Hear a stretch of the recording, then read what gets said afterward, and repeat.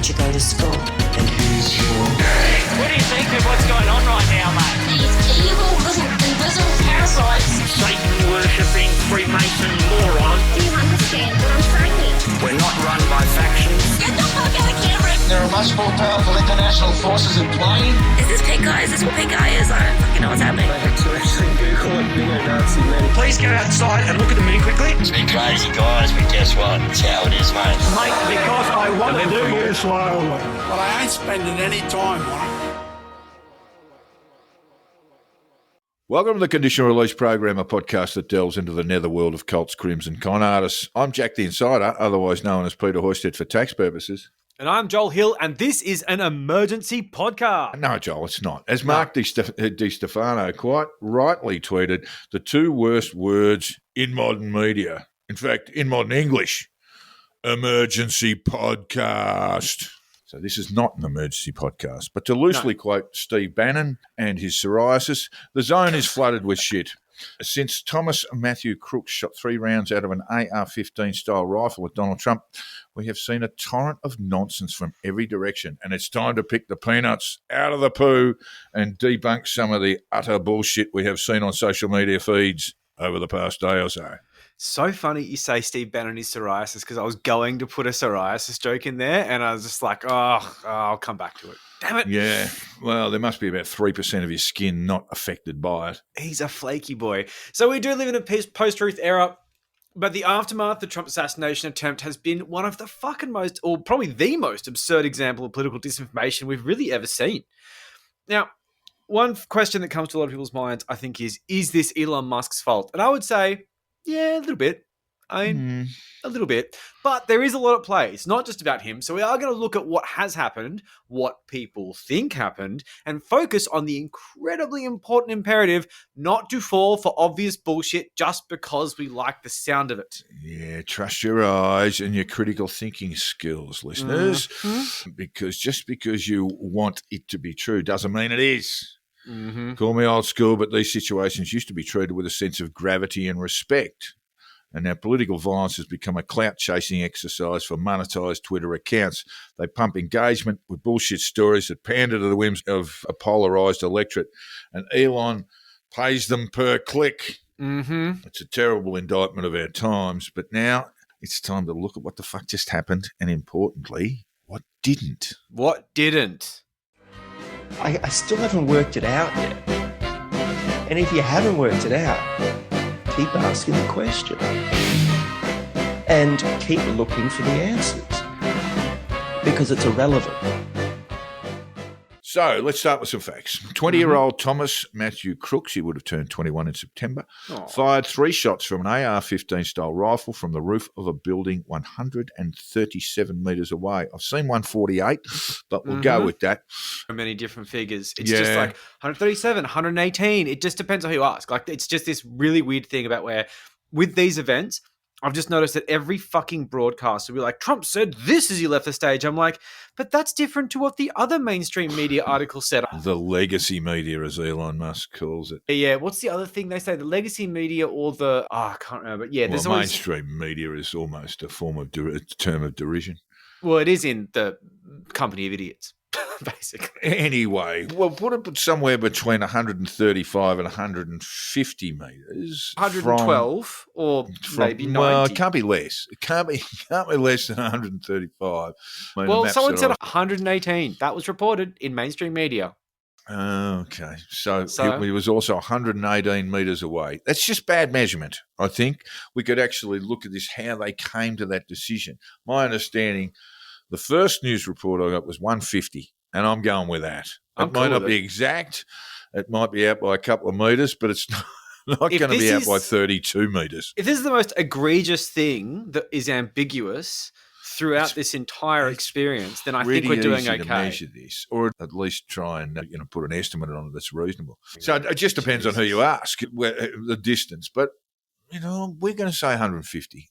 I'm cool with 150, but either way, from 150 to 1,000 metres, Crooks was taken out by Secret Service snipers who were also on a nearby rooftop 300 cubic nautical miles away. 300 cubits away. Yeah, exactly. Which we could just make up at this point. So there was one man, 50-year-old Corey Comperator, I believe. Comparatore. He was shot dead in the stands behind Trump. Yeah, and very sad. that's shit. Not that anyone on the right actually gives a fuck about that one. 2 others were critically injured, but they appear to have been stabilized. But the man who died was shot after diving on his family to shield them. Yeah. He was an engineer in a plastic manufacturing company for a living, but also a volunteer firefighter. And his family are quite upset about this whole thing. His wife was contacted by media, and apparently Joe Biden reached out to her, but she didn't take his call. And that was not because she's partisan. Well, a little bit, but she wasn't rude about it. She said, I don't mean him any harm, but my husband was a Republican. I mean, it's a terrible thing that this 50-year-old man has died and 2 others seriously wounded. A lot of people traumatised. Yes. A terrible thing. And he was protecting his family when he died. And that's even more tragic. That was his first instinct. Yeah. So that's, that's fair enough. So there was a GoFundMe for the Comparatore family. At the time of writing, it had hit $703,000. And another GoFundMe was set up by the Trump campaign for all victims, which includes Trump, I suppose. And that had reached $3.2 million. And both are still active. They could very much be a lot higher now. But the Heritage Foundation had been listed as a $50,000 donor, and apparently Vivek Ramaswamy put $30,000 in. Yeah, okay. Well, bizarre. Got to be good for something. Look, so, he's been labelled a hero, Joel. Yes, he has. That's, like a general sort of partisan media thing, really. But his family did call him a hero straight up, and that's fair enough. I mean, the guy jumped on his family and copped a bullet. Basically saving his... I mean, I'm guessing the bullet would have gone into one of his family members if he jumped on them and copped a bullet. So we saved their lives. So, I mean, respect for that. I mean, yeah. One of the things that has been a bit unfortunate, and it's going to really paint the picture of the rest of the episode, which is that not long after this happened, because of the fact that this guy was being labelled a hero, but he was at a Trump rally, the opposing team, let's say, had to make sure that this became negative. And they dug up his post history to basically label him as a terrible person. And I looked at the posts and they were shitty. There were those like racist dog whistles about DEI. There were all sorts of things in there. We're not going to go through it. We're not going to quote it. We're not going to do the thing. It's just the reality is this guy jumped on his family to save their lives. He died as a result. That is quite heroic. But of course, in a situation like this, we can't just let that be what it is and just put the Trump thing aside. We had to expand on it. He's got to be somehow to be blamed. He's got to have some sort of worshipped thing. Who find that information need to get clout for it. Yeah. They need the likes, they need the clicks, and we'll get to this. There are plenty of conspiracy theories around. But in the end, I think what we're dealing with are clout chasers. Big time. And that's what we were sort of saying in the intro. Not some sort of elaborate, organised construction. I think there's 2 sides to it. I think there are elaborate, organised constructions, but I think the most part, the thing that's really fueling it, is this monetised citizen journalism thing where Elon has basically made it an incentive to make the most outrageous claims because they get the most clicks and the most hits, and Elon will pay you for it. Yeah. So, I mean... Get enough. Well done. It's the town square, except now you're a busker, and the citizen journalism has become basically just performative nonsense. The shooting is seen as a massive failure by the Secret Service to properly secure the area alongside the local police who had their own part in the problems. Trump's security detail includes a woman, a Biden-appointed woman. So, of course, people are saying that she was a DEI hire and using that as a massive excuse for some incredibly disturbing misogyny that I'm finding DEI hire? Diversity, equity, inclusion. Oh, I see what you mean. It's a huge thing, and they're loving it. It's despicable. She has 25 years of experience in the agency, and they're posting all these still photos of her in positions that look like she's not ready or she's this or that. Right. And they're photos, still frames.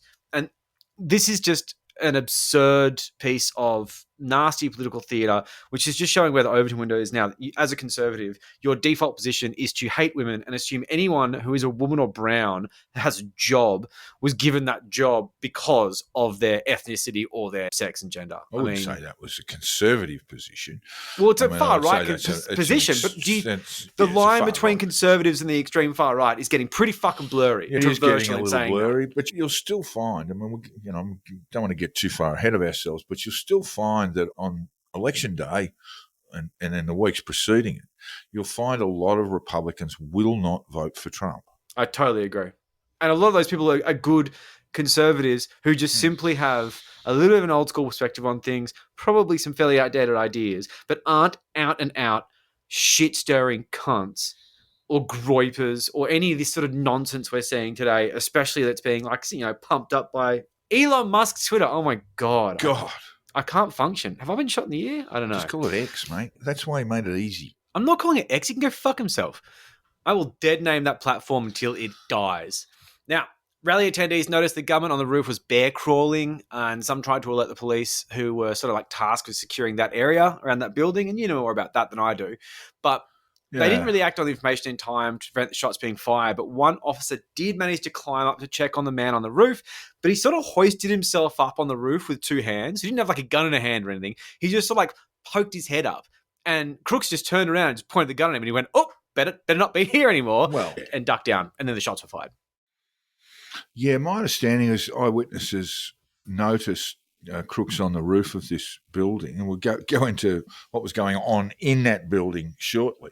Yeah. I noticed him there for 2 or 3 minutes, bear crawling, and then basically scoping out. He used a scope to measure distance between himself and Trump, and then slid back and came back with a backpack and then the rifle, long gun. And that was all going on for about 2 or 3 minutes while Trump was speaking. And this is one of the reasons for the criticism of the Secret Service. But we'll get to that. There's probably a little bit more complicated explanation to that rather than, deep conspiracy that Joe Biden had called the hit and the Secret Service was in on it. Yeah, there's a bit of that going on. We can give you a little bit of background into the JFK assassination, and that was where the US Secret Service, JFK was due to arrive the following morning. They all got out in the piss. and well, absolutely, some of them were so shabby the next day that they could not report for duty. Amazing. And a number of replacements were plucked from the Texas office.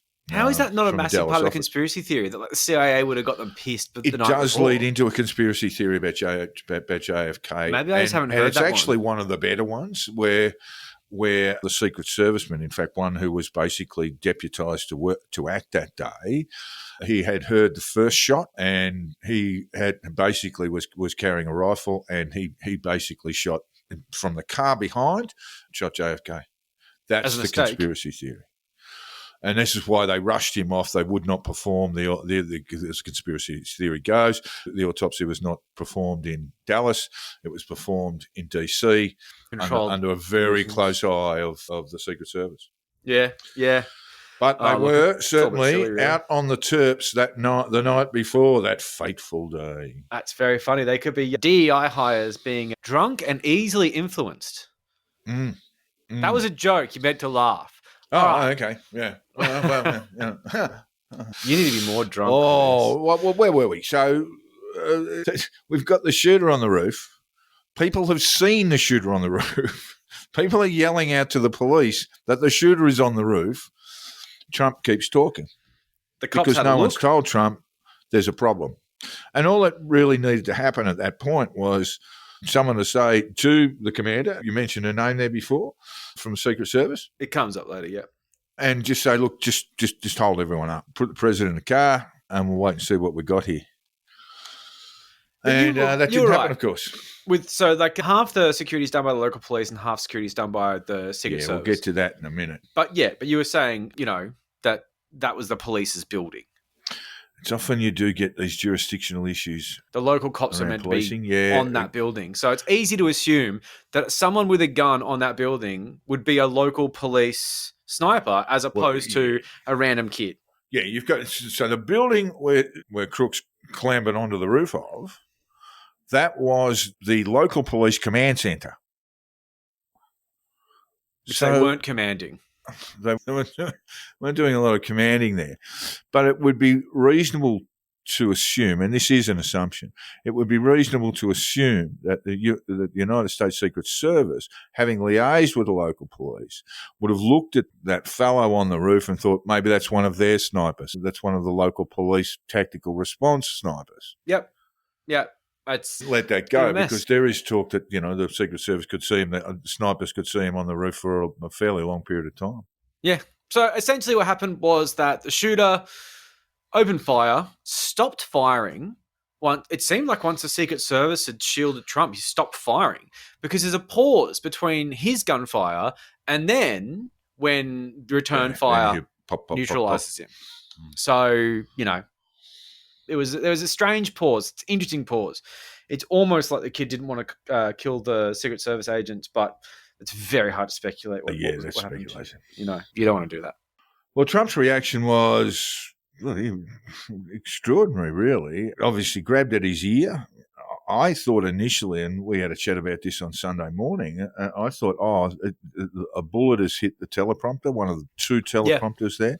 And then later in the day, I saw the two teleprompters still intact after the shooting. So that couldn't have been the case. There's another wonderful photo taken where the bullet is seen having struck Trump in the ear on its trajectory further forward. Yeah, it's pretty crazy. It's a So he quick was struck- aperture thing. Yeah. Struck in the Shutter. With the right ear. Yeah. But yes, there was that early report that he'd been struck by shards of glass from the teleprompter. And that's not true. And is one of the first bits of speculation and disinformation that came out in the wake of the shooting. I should explain that with a major event like this, and I think people pretty much understand this, there's not a lot of clarity and shall we say integrity about the reporting. Everything is very chaotic, and things will be reported in those first few minutes that turn out not to be true. I like to think that once upon a time, people used to be more apprehensive about posting things that are half true. And now I think with this sort of internet style of news, they'll just be like, oh, all right, cool, let's just chuck it up there and see what happens. Yeah, I think there's that pressure on mainstream media to report quickly and accurately as best they can. But as best they can, of course. There's not a lot of accuracy to be had. We are dealing now, we're dealing with a very chaotic, unfolding situation. And no one could really say what was going on. I suppose people thought that the shards of glass from the teleprompter had caused the injury, but I guess it was never going to stand up. That would make sense for half an hour until someone looked at the stage and went, "Hey, there's still two teleprompters. Teleprompters, they're fine." Yeah, so that was a bit strange. Another thing that's been talk of the town, and people tend to use this as the whole it was all fucking stage thing, is that he was shuffled off stage, but not before grabbing his shoes and his hat. And he said this to the New York Post. The agents hit me so hard that my shoes fell off, and my shoes are tight. Are they just? Yeah. Of course, once shoes were grabbed, punch in the air, and fight. So we have this iconic photograph, which is just unmistakable. You've missed a lot here. Okay. I've gone ahead too far? Okay. Well, what you've done is you've said that he collected the shoes. He did not get his shoes. He got shoe. Singular shoe. The other shoe, which was blasted from his feet by, football player / Secret Service agents, he got one. Oh, shoe. He only got a shoe. Because he actually did say, "Can I get my shoes?" He did. And Tony Martin quite rightly said the real conspiracy is, how can you possibly have your shoes blasted from your feet by Secret Service agents? I like to think that Trump just likes to get his little piggly wigglies on the floor and takes his shoes off, but he liked to be a bit of a showman. That's what I thought too. That's what I thought. But then he said that he got them blasted from his feet, which just seemed a little bit far-fetched. Loafers, maybe. Well, they didn't have any shoelaces. They had the sort of those pre-done shoes, which I just wonder, does Trump maybe not know how to tie shoelaces? Way down. Past that part in school, and his maids and minders went, you know what, Donnie, I'm not going to teach you that because you're a bit of a cunt. Anyway, well, then it was almost as just a minute, because there was just a minute. Let me get my shoes, and then it was the fight, fist in the air. Yeah, and that's the iconic photograph that will be with us for a very, very long time. Yeah, I mean, if Trump knew that bullets could actually go through people, I don't know if he would have been so relaxed about getting taken away, but I think he just went, oh, fuck, I'm feeling pretty good here. I'm not dead. A lot of guys around. This is all right, Another assassination attempt of a US president, serving president at the time, was Teddy Roosevelt, who was shot in the chest. And you want to talk about tough guys, Teddy Roosevelt was shot in the chest and was visibly annoyed at people coming to see if he was okay, took a seat for a little while, then got back up and finished his speech. Amazing. That is so tough unhealthy. and insane. Insane, yeah. Insane is the thing. We shouldn't So let's get to Trump's own words. What did he say on Truth Social after the event? I want to thank the United States Secret Service and all of law enforcement for their rapid response on the shooting that just took place in Butler, Pennsylvania. Most importantly, I want to extend my condolences to the family of the person that was killed and also to the family of another person that was badly injured. It is incredible that such an act can take place in our country. Nothing is known at this time about the shooter, who is now dead. I was shot with a bullet that pierced the upper part of my right ear. I knew immediately that something was wrong and that I heard a whizzing sound and immediately felt the bullet ripping through the skin. Much bleeding took place, so I realised then what was happening. God bless America. All in caps. All right, Trump. We don't want to be doing any sort of speculation here, but if that bullet is 2 centimetres to the right, if it hits him in the head, where would America be today? It would be... we've got to actually be thankful upsetting. that didn't happen. I am fairly sure in my own mind that America would be burning right now. Oh yeah, totally. And we'll get to we've got some time to speculate on what the fuck would have happened.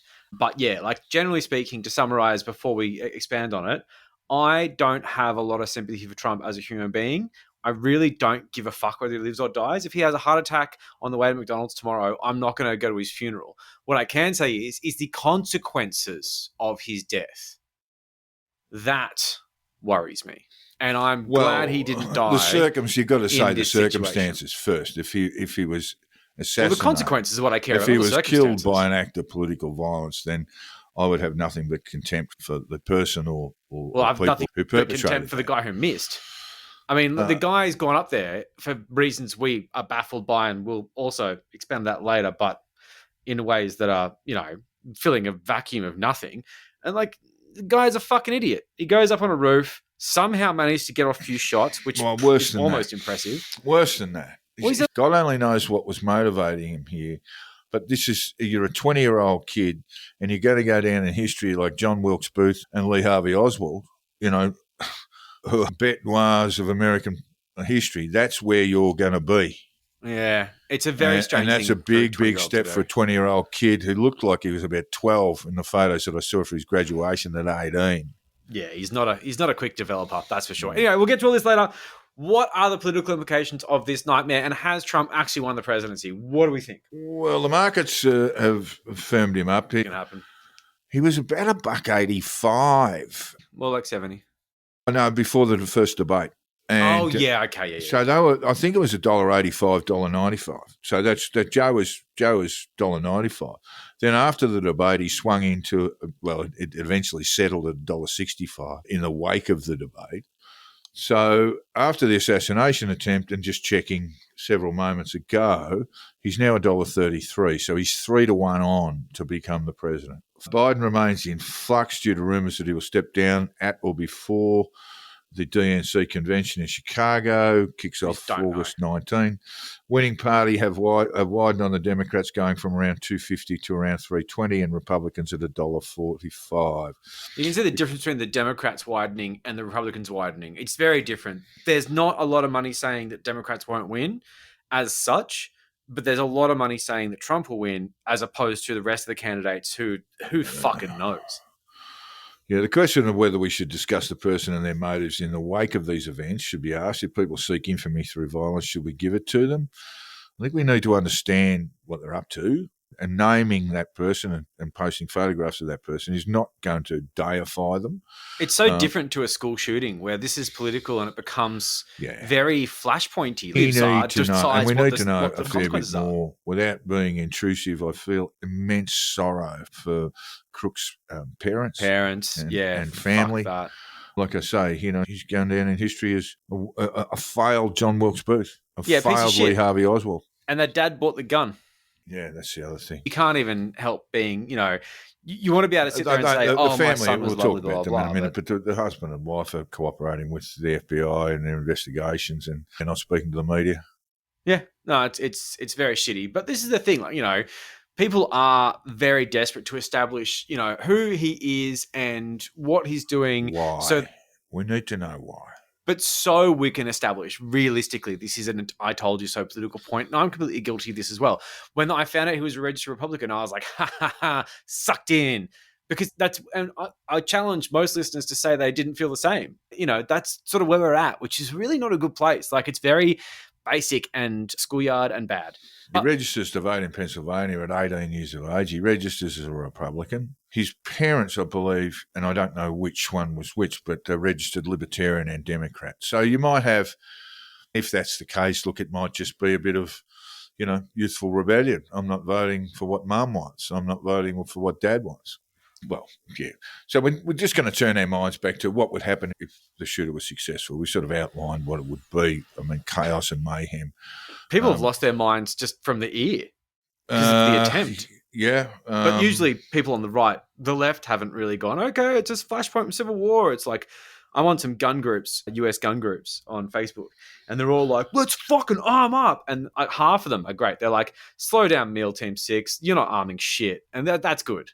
It's good to see that happening. That sort of sense of, shut up. No, we're not going to Civil War. Calm down. Put your fucking gun down. No one cares. Look, it would be hard to know particularly what would happen, but I imagine there would be significant violence, perhaps street violence. I mean, when we talk about the assassinations in US political history, RFK, Martin Luther King Jr., there were riots and unrest, certainly on the streets throughout the United States. There's a wonderful story about how Boston didn't fall into urban riots after the death of Martin Luther King Jr. because James Brown was playing, and they just decided they were going to play their way through it and basically spared Boston the riot. I mean, so this is what we know can happen. So what you're saying is that if there's another shooting attempt on Trump, we need to mobilize Kid Rock to immediately play a stadium concert. Well, he's raring to go, Kid Rock. I saw him on Twitter. He's ripped and ready.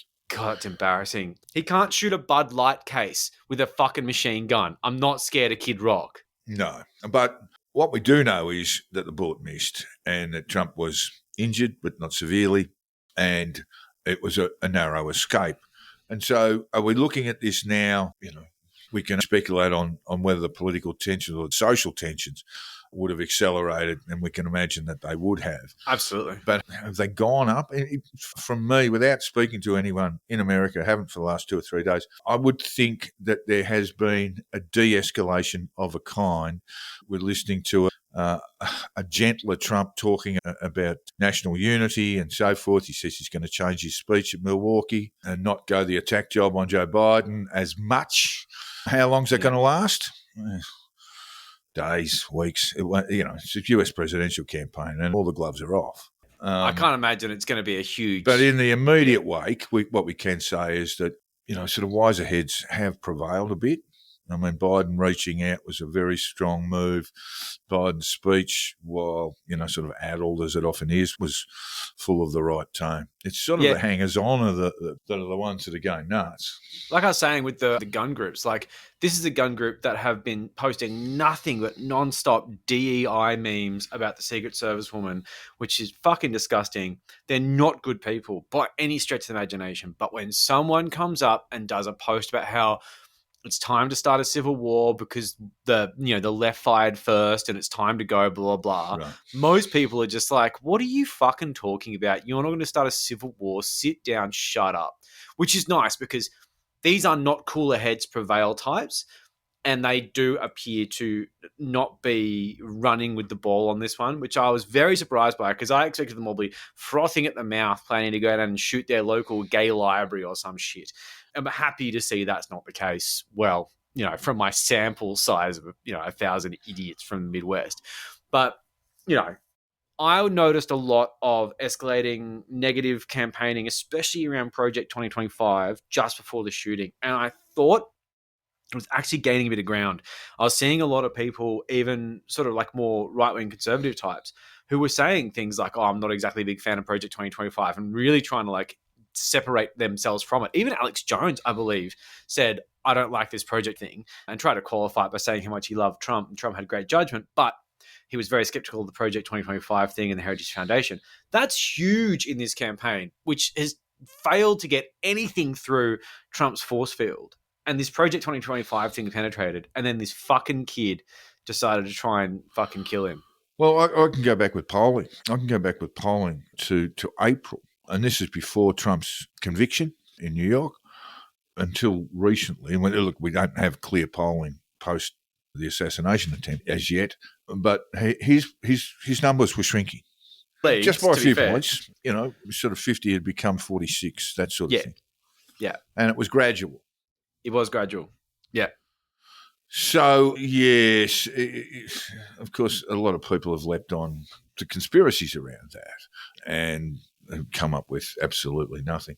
Oh, of course, it's all speculation, dumb shit. But the one thing that people, especially on the left, have been really highlighting the idea is that would this be that Reichstag fire moment where, Trump used this as like an excuse for totalitarianism? That's doing exactly the same thing. It's a big topic on Twitter. People are saying it a lot. Man, that's crazy. That is, Godwin's law at its worst. It's absolutely right. For listeners who don't know about this was one of the events contrived by the Nazis, a little bit like the invasion of Poland, where they claimed that the Polish had crossed the border and sabotaged a military base. But the Reichstag fire was another contrived event that, so Hitler could say it's all hell in a handbasket and really it's all the Jews, so let's just start cracking down. And of course, change laws, get rid of liberties and stuff like that. And yeah, look, I get that sort of idea as a concept if Trump was in power and someone tried to assassinate him. But right now, there's still months until the inauguration is yonks away. So if he does win the election, and he does get inaugurated, it would be the fucking most desperate stretch to be like, remember that time that someone tried to shoot me? That's my reason I'm going to take away all your fucking rights. People would laugh at it. My momentum was slipping. So, yeah, it's just bizarre. And I really don't want to go there.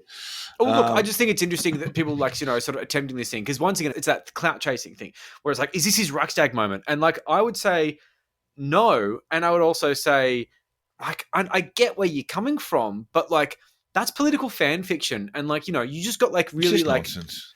Yeah, it's just a very excited person making wild claims. Yeah, trying to draw a line from A to B and having to cross the Appalachians in the meantime, and it's just cracker stuff. Americans have grown up on this. I think the day JFK was assassinated changed everything. Now, people in the 60s, obviously no internet, basic television, all this sort of stuff. They were able to glean from this that something terrible had happened. They sought to fill the vacuum of information with lurid conspiracy theories, many of which remain to this day. Yeah, I guess history repeats itself, right? You can still get probably a 50-50 split on whether, if you ask someone, do you think Lee Harvey Oswald killed President Kennedy? And I reckon 50% will say, nah, mate. Yeah. It was the mob. It was the mob what done it. It was fucking Frank Sinatra. And all this sort of stuff. $50. Fucking got him. Yeah. So what the fuck was Lee Harvey Oswald doing in the book depot? Oh, he loves books. Firing rounds and seen in the building. Right? He's a big reader. Why can't you understand that? He's just loves his books. What we can say is that Lee Harvey Oswald, and this is the other thing, I couldn't imagine how he could fire off, I think 4 or 5 shots, was it? With a bolt action rifle, bolt action Italian, can't think of the name of it, or the brand. That he actually could fire off 4 shots in under a minute. Yes, you can.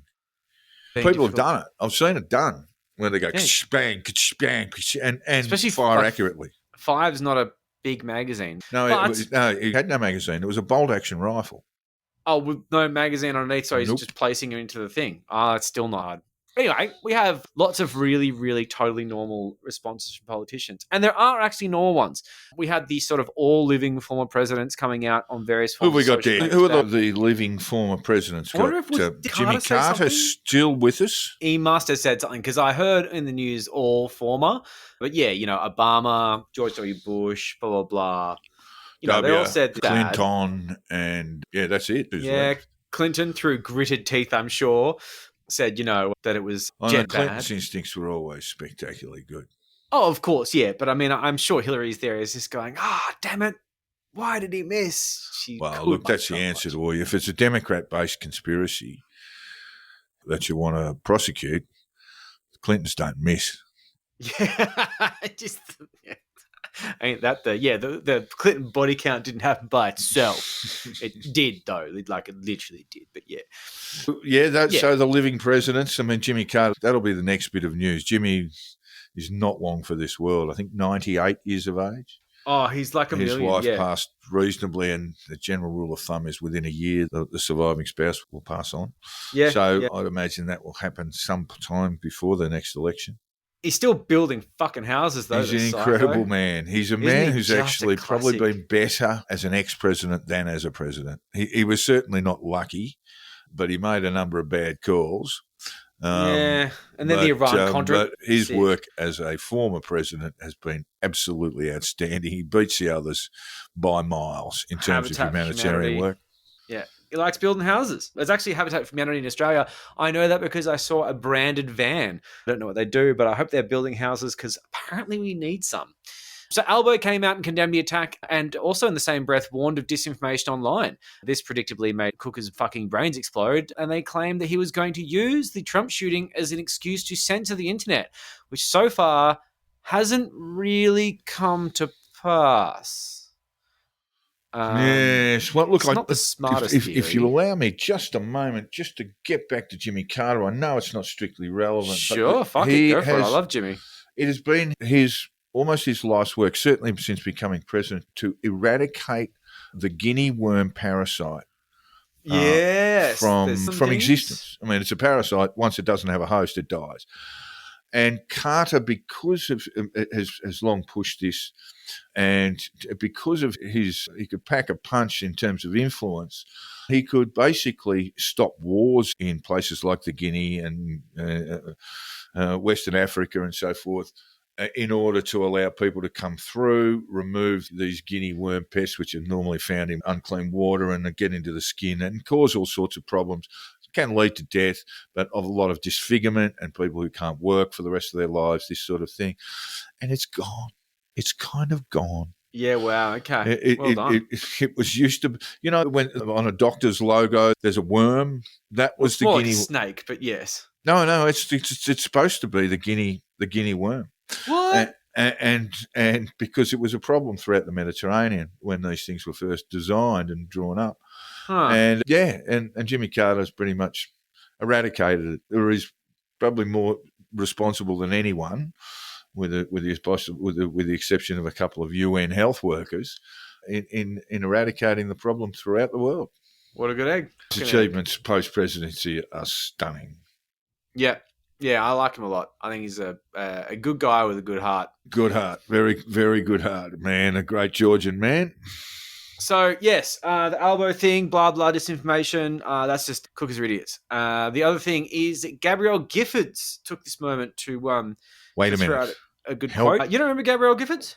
Mm. She was shot. Oh, yes, of course. I do Yes, apologise. shot in the head, I believe. So she said, I'm holding former President Trump and all those affected by today's indefensible act of violence in my heart. Political violence is un-American and never acceptable, never. And of course, like I say, I believe what happened, and I'm saying this off the cuff because this is not a tightly scripted episode, that she was shot at a political event by a right-wing lunatic. Was yes, unable this to... is the Texan congresswoman. It was in Texas, wasn't it? Was it Texas? I'm not sure. I will quickly fact check that. Arizona it may have been, because she was an Arizonan herself. That would... And she was shot on January 8, 2011. Giffords was shot in the head outside a Safeway grocery store in Casas Adobo, Arizona, suburban area northwest of Tucson. That checks out. Yes, so thank you for educating me on that, Joe. Yeah, we're having fun.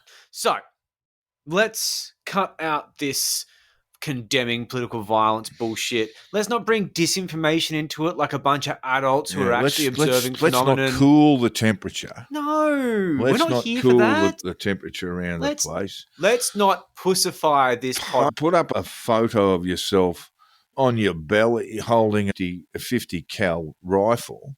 Yeah, that was doing the round. And then coming up with this message: "We are in a battle." This is MTG, of course. Marjorie Taylor Greene still playing at home.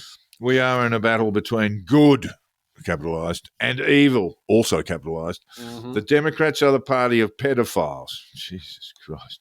Murdering the innocent unborn, violence and bloody, meaningless, endless wars. That's a Can't even hard read. punctuate I a get it. sentence. The Yeah, Democrat it's Party's awful. flat out evil. Flat out like a lizard drinking. Flat out Mhm. evil. And yesterday they tried to murder Trump. Oh, you missed that opportunity. Flat out like a Marjorie Taylor Greene shooting a 50 caliber rifle. Yeah. With a Come on, 50 bro. cal rifle. Come on. A Republican Rifle. congressman from Georgia, Mike Collins, tweeted, Joe Biden sent the orders. The Republican district attorney in Butler County, PA, should immediately file charges against Joseph R. Biden for inciting an assassination. Okay. Yeah. Cool. So Thanks, that Mike. would have to be a federal charge, wouldn't it? You'd like. Incite to murder? Well, I mean, Incite to assassinate? did he do that in the state? I'm not sure about jurisdiction in the US. And we but can get into all yeah. sorts of whataboutery here. You know, Trump's remarks about Pelosi's husband after he was viciously and violently assaulted in his home. They mocked him. They thought it was ran funny. this nonsense. So did that scumbag Musk. Oh, Ran that it was this a gay nonsense love that it was some sort of gay tryst. Yeah. Yeah. God, Anyway, and of course, Trump's VP pick, JD Vance, he said, today is not just some isolated incident. The central premise of the Biden campaign is that President Donald Trump is an authoritarian fascist who must be stopped at all costs. That rhetoric led directly to President Trump's attempted assassination. Well, You know, I don't get it. And if you want to be reasonable about it, you would actually say there would be no incitement. You know, there could be no prospect of an incitement charge. Biden has expressed regret for using the term bullseye around Donald Trump. You know, we can use all sorts of language, and I guess they do need to be very careful about it. But really, you know, the idea that this was incited is just bizarre. I was fucking stupid. I mean, like, you know, you got the situation where Trump used the word bloodbath when he was talking about the auto industry. Yeah, if he like- loses the next election. And they used it all and blah, blah, blah. It was completely out of context. But, I mean, look, you know, this is just tit for tat nonsense. It The is, idea yeah, of putting it in the exactly right. bullseye, It's whataboutery it's and tit for dumb. tat rubbish. It's dumb. And, like, And- if you and want to get stack up political violence, Republican versus Democrat, I would like to see anyone on the right stand by those claims with a straight face, having that listed, because I tell you what, the shit they come up with is pretty fucking Wild West. I don't think they've got a leg to stand on there. I think it's embarrassing. Yeah, was John Wilkes Booth a Democrat? Well, it was a very different party system back then. He may well have a Democrat of that period. Of course, Lincoln was a Republican. The Democrats were kind of cunts back then.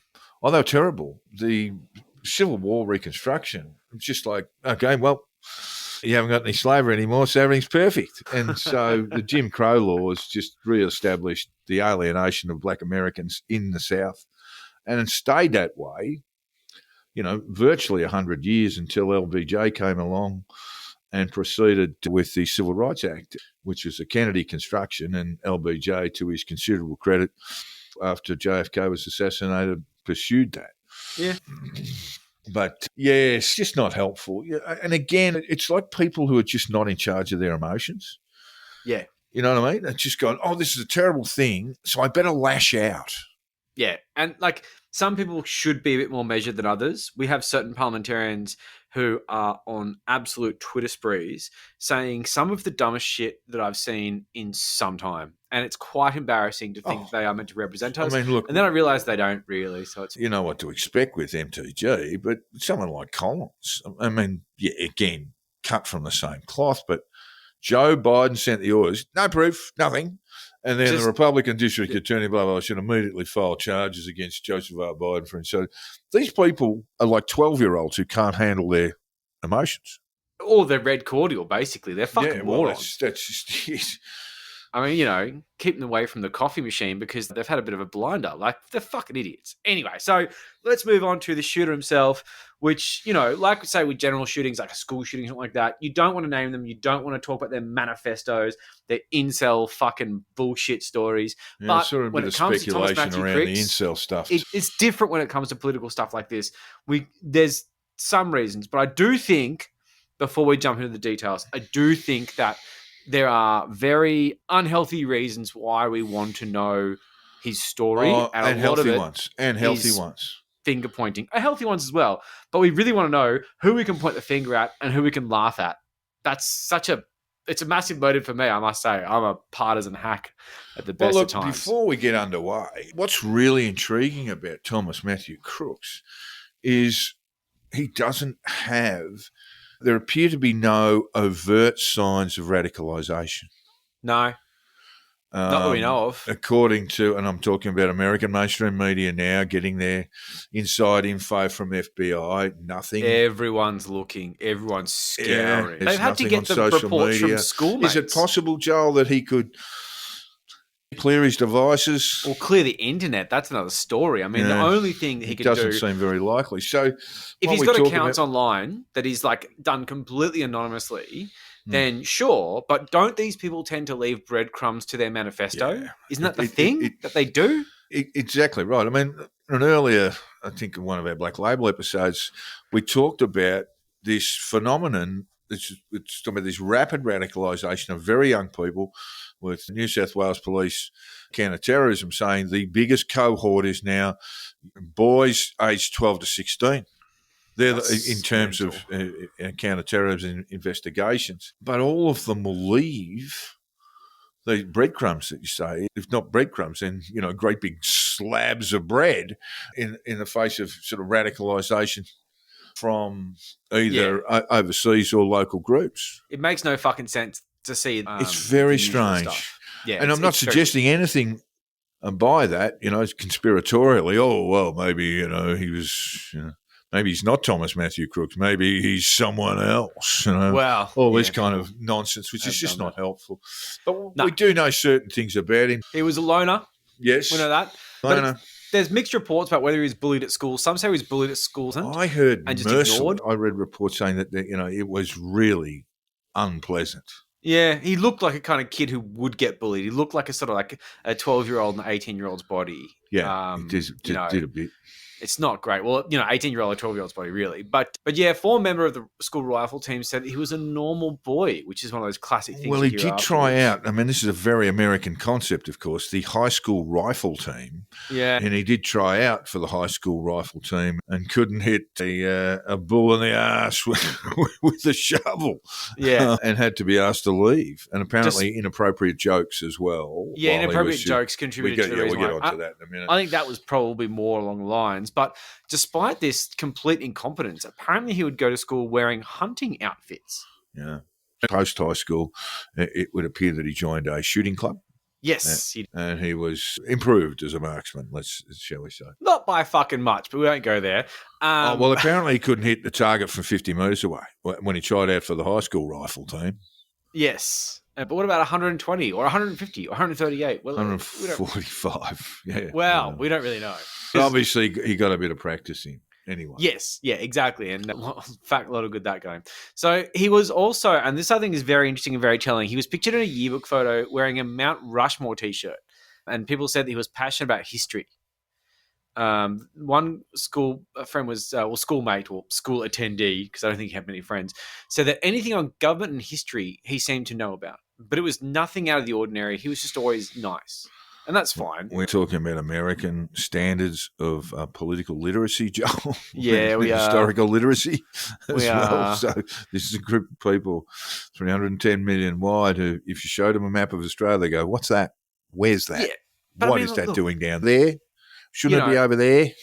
Going to school with a fucking Mount Rushmore t-shirt is peak fucking nerd. I was a politics nerd when I was a kid, but I didn't go that deep.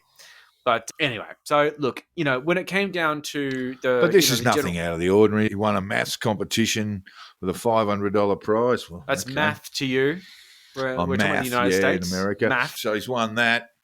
Again, perfectly normal. We talked about the school rifle team. Jesus, that is such a... We don't have rifle teams in Australian schools. We just don't. They do it in the university, though. UTS has a shooting club. Yeah, we don't do it, Joel. Do you want to know why? You can't be using a firearm if you're a minor. Yeah, and you should. In America? Should be right, mate.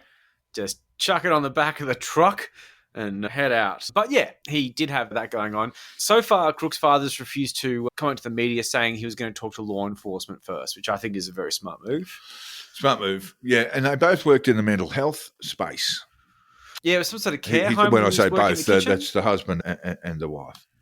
Yes, and we did resolve the fact that the mother was a registered Democrat and the other a libertarian. I got Yeah, confused. why I think that's significant is not the party registration, but that they both worked in mental health, is that I would think they would have a capacity for determining whether their son suffers from mental illness. And again, there's no sign of that. Yeah, we just don't know, but there's no reason to believe it. Yeah. No evidence that There's suggests no evidence of fucking no anything. formal diagnosis, no informal diagnosis.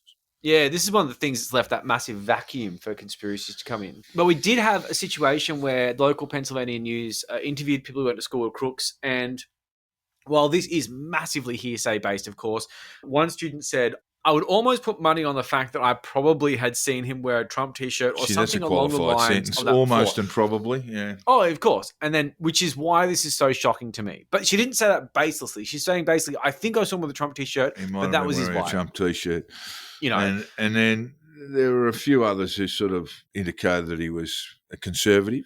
well, yeah, a former student, Max R. Smith, remembered Crooks as an intelligent classmate with conservative political leanings because Smith recalled participating in a mock debate in a course they took together where the teacher posed questions on government policy and had students stand on opposite sides of the classroom to signal their support or opposition. And this is what he said.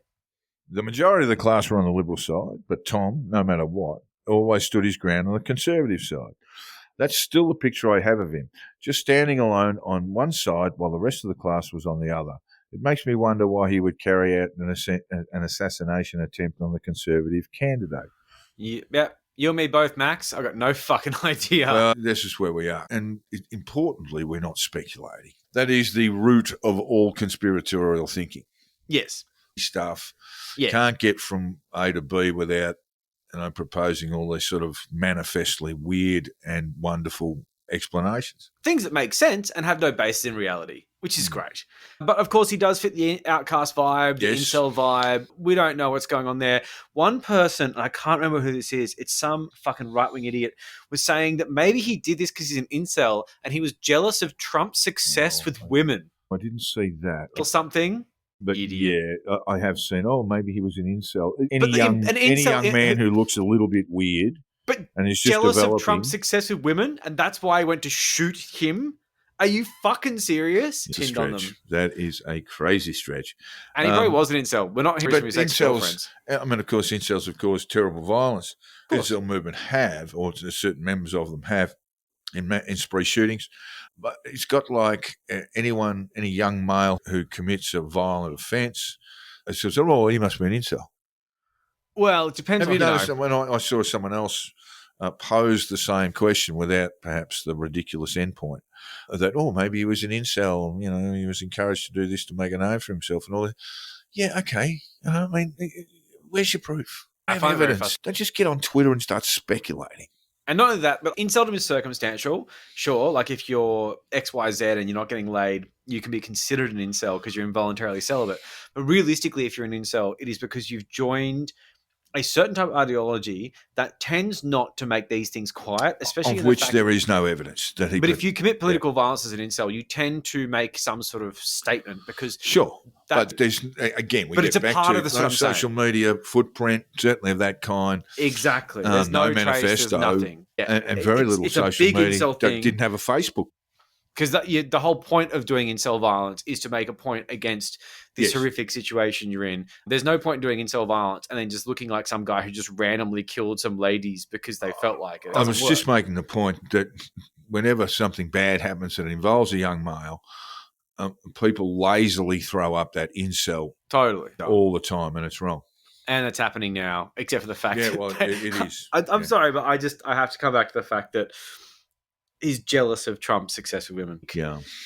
Yeah, anyway. So also media have reported that the neighbors claimed that his house, the kid's house, had Trump lawn signs over the past few years. But apparently not at the time of shooting. They were saying they had Trump lawn signs in the past, which is interesting. Again, But who knows? He may well have been a Trump supporter and then ceased to be a Trump supporter. And Who that, fucking knows? I mean, look, when you are looking at bizarre motives of someone who's committed an offence like this, you need go no further than the attempted assassination of Ronald Reagan, where Hinckley shot at and tried to kill Ronald Reagan along with his security detail in order that Jodie Foster might fall in love with him. So sometimes it's really hard to figure out a motive. Right? It's just not, oh, he's young and he's a boy, so he must be an incel. Because some people are fucking crazy. Yeah. Yeah. So there's okay. And then the next one, which I think is an important one, we've discussed earlier before the podcast, which is that the t-shirt he was wearing was merchandise from a YouTube channel called Demolition Ranch. Yeah, I took a look at them. They got some big guns. Yeah, it's been a big thing of trying to say that he's conservative politically because, like we've said, everyone wants him to be either an anti-fascist or a MAGA head or whatever because they want to fit their narrative. Right. But Exactly it's been right. said quite abundantly by people who have looked into this in the disinformation space, especially, that this is not a political channel. The channel is actually considered apolitical as such. And despite a few sort of right-leaning aspects of it, which is a fairly natural thing for a gun channel, right? You know, the left tend to want to ban big guns and their entire channel is about big guns. They tend to focus on the big guns and not the politics, despite that sort of pressure, even though a lot of these sort of YouTube channels are pretty fucked like that. So people are desperately trying to push this narrative of the guy, you know, Gun nut. Well, he probably gun was. nut, but like the He's YouTuber a member guy. of a shooting club. He didn't have his own rifle. Of course. Well, his dad did helpful. Well, the firearm he took to try and kill Trump is his dad's and was bought, I believe, 11 years ago. Yes. But like the main thing is the guy on the YouTube channel, he's had like pictures with Donald Trump Jr., right? Oh, that must mean he's conservative. Like, it's just a picture, you know, like with the guy who's prominent publicly, whatever. Johnny Jr. is a big man for hunting. And that Yes, he came is. from being introduced to his Yeah, Czech that checks relatives, out. taking out It's hunting. when he was Slovenian, I think. Melania Slovenian. Yeah. But oh no, it's not Melania. It's Ivanka. Ivanka was the mother, and he talked about how he used to love his holidays. His sort of summer holidays were often spent in the Czech Czechoslovakia. Republic doing a bit of hunting with some relos. Yeah, there you go. But yeah, basically that YouTube channel is not a right-wing YouTube channel. It's just pro-gun. Yeah, it's just pro-gun. Jared Holt was saying it's not an extremist channel, who is a fairly respected right-wing researcher. Robert Evans is a fairly respected researcher who said that it wasn't an extremist one. And they both sort of generally said that there are extremist channels out there that definitely, you know, let's go hang Joe Biden and shoot some guns. But these ain't it. And that's fine. Okay, yeah. fair enough. No, that's a good point. I mean, look, we are dealing with. Let's get it out there if we haven't made it obvious. We do not know what the motive was. And the Which FBI is will frustrating investigate. as They shit. will form some sort of view, or they will prepare a report, and it should be made public. Right? That's the other thing. This is part of the problem, Joe, that when investigations take place, whether law enforcement, police, the DOJ, whatever it is, they sort of operate in the shadows, and disinformation just circulates around it. And so when you've got something like this is the problem with the JFK assassination and the Warren report. Most of it wasn't released to the public. It's been drip-fed to them since. And in that vacuum will be filled by conspiracy theories. So my suggestion is, whether it's Biden's or the FBI director's decision to make, is make that report regardless. Let the chips fall where they may, but at least work on investigative skills to come to a conclusion. If there are no great conclusions to be made, then so be it. But make it public, because Yeah, it that's actually very noble. it's the best way to try and defeat disinfo. I love your intentions. That's great. I just think you might be forgetting the fact that if it comes out that he's not Antifa, Trump supporters will say that the FBI have stitched this up and it's bullshit. Know that, Joe. We know that, Joel. If it comes out as that he is a not everyone's a red hat wearing MAGA clown. Well, I mean, both sides will reject it. that Whatever the fucking come up with, Middle both America will sides look at reject this it. and go, "Oh, well, this is the conclusion." Might be a Whichever flawed side report, looks it might be bad, you would like will to think it was a reject the reasonable findings. investigation, There's but no they will way. at least have something they can hang their hats on. I think they should, and I think you're right about You all want that. to know why they don't? Why they won't in this case? Sure, why? Because they fear copycats. This is the other side of it. Which is So a reasonable if they've made fear. their investigations in 2 weeks' time and they come out with a preliminary report, it'll be read by a handful of people, not made available to the public. This is part of the problem that the government, law enforcement, etc., wants to operate in the shadows. Sometimes, sensibly, I guess, they don't want copycat killings. I would imagine that since the attempted assassination of Donald Trump, there will have been, well, there obviously is heightened security because, these things breed. These things do breed. Yes. But just like anything where, when a company gets breached, you think, oh, well, they're not going to do that again. I guess they're probably secure now, right? And you sort of think, okay, I wouldn't want to go that target again because, hey, I'm guessing they've kind of taken the memo. But when it comes to this sort of stuff, you can't rely on rational thought. You just fucking can't. Well, no, you have to. No. I disagree. You have to deal with the irrational with rationality, and that means here's some hard facts. Now you can go on from whatever tangent you like and whatever crazy conspiracy you like, but here is the official thing, and it is public. Yes, what I was saying was that the rational thing to do in a situation where someone's just tried to shoot the president and security is heightened is not to try again. And you can't rely on that because people are fucking nuts. Yeah. And they very well might just be like, you know what? I'll have a crack now. And that's just insane. Yeah. Because obviously the security is going to be next level at this point. I mean, we talked about the cases in previous episodes of immolation, protest immolations in the United States. And I think there have been 3 people, 1 dead and possibly 3 very seriously injured. Oh, God. Now, in Georgia, where the first one took place, the press didn't name that person, didn't even provide any details that could suggest who that person would be. Even things like gender that's were excluded from the public. And they did that because they feared copycat type actions. And those copycat actions happened anyway. Wow. Yeah. And I think the best thing to do, it's a little bit like how the media treats suicide in a way. The best thing to do is be really open, be more open and public about these things. Because, yes, you'll always have that group of people, that cast of people who will say, well, that's all bullshit because what really happened was this, and come up with some contrived nonsense. Yeah. And that is what happens in vacuums more now than ever. Producing the truth or the FBI's best version of it is not going to encourage copycats. Make it public. Make it public so everyone knows. I agree with that. And whether they believe it or not, it's up to them. Exactly. I just think people won't believe it because we're in that fucked up weird point of history. But we've probably come too far to start dealing with things like disinfo. But the reality is the best way to deal with it is, basically a bit of sunshine. Yeah, I totally agree. Like, we definitely agree on the fundamentals there. Like, if they don't do that, it'll make a vacuum, and we've seen what happens with vacuums. We talk about vacuums and who fills them. Yeah.